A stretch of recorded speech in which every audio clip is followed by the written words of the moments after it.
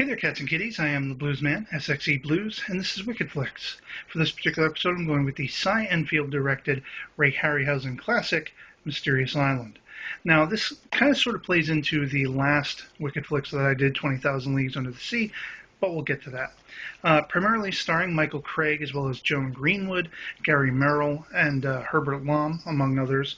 And this sees the story of a couple of Civil War soldiers led by Captain Harding making their escape from a holding cell and jumping an air balloon with a reporter and one of the opposing side in tow. They sort of float in the skies for days and eventually come down on this island.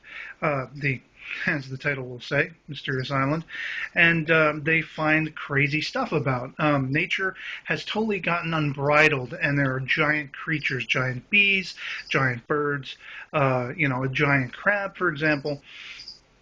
Eventually, two women from a shipwrecked, barge or whatever, schooner off the coast of the island wash up, and it's all these people dealing with these strange, calamities of nature, trying to survive, hoping that they'll eventually get off the island.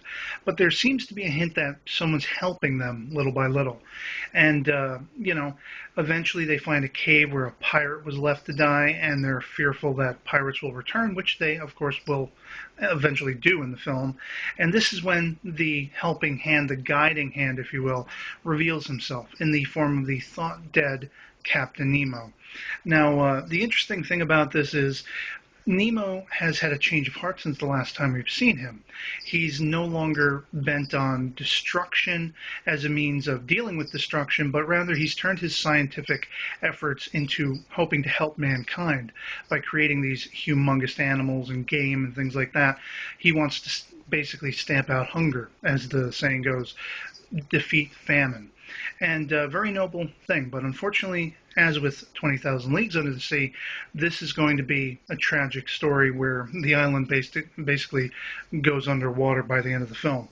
But the interesting thing in this film is that the Nautilus does make an appearance, and it's actually heavily inspired by the version we see in 20,000 Leagues Under the Sea. It looks very similar.